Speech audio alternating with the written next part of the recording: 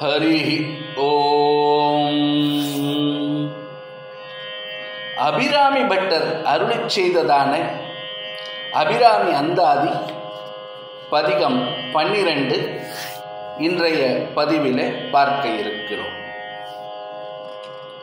கண்ணியது உன் புகழ் கற்பது உன் நாமம், கசிந்து பக்தி பண்ணியது உன் இரு பாதாம்புயத்தில், பகலிரவானியது உன்னை நயந்தோர் அவயத்து, நான் முன் செய்த புண்ணியம் ஏது என்னம்மே புவி ஏழையும் பூத்தவளே.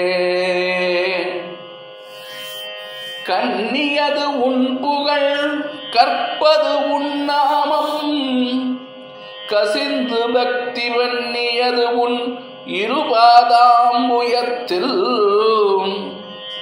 பகலிரவானியது உன்னை நயந்தோர் அவயத்து, நான் முன் செய்த புண்ணியம் ஏது என்னம்மே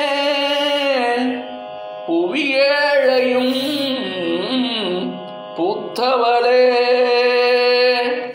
என்பது அபிராமி பட்டர் அருளிச் செய்ததான அபிராமி அந்தாதியினுடைய பதிகம் 12.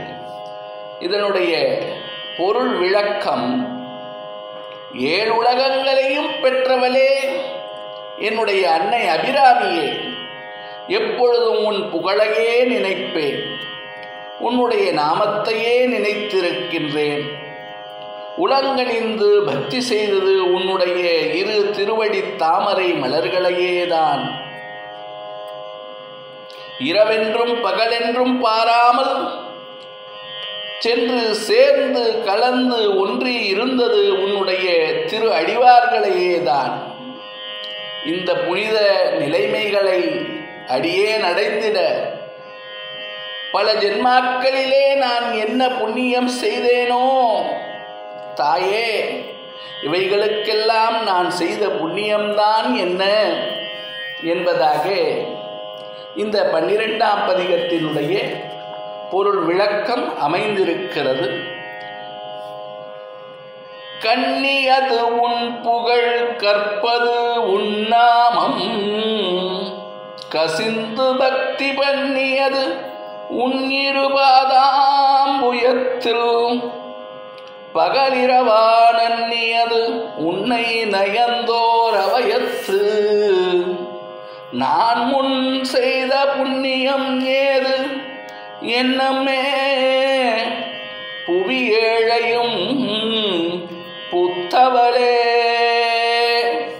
இந்த 12ஆம் பதிகத்தை கேட்பதாலும் பாராயணம் செய்வதாலும் பொருளுணர்ந்து பாராயணம் செய்வதாலும் பூர்வ புண்ணிய பலன்களையெல்லாம் பெற முடியும் என்பதாக நம்முடைய முன்னோர்கள் அருளிச் செய்திருக்கிறார்கள்.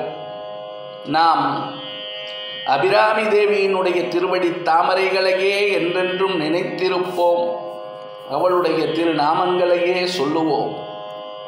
லோகா சமஸ்தா சுகினோ பவந்து. ஜெய் ஸ்ரீராம். ஜெய் ஹிந்த்.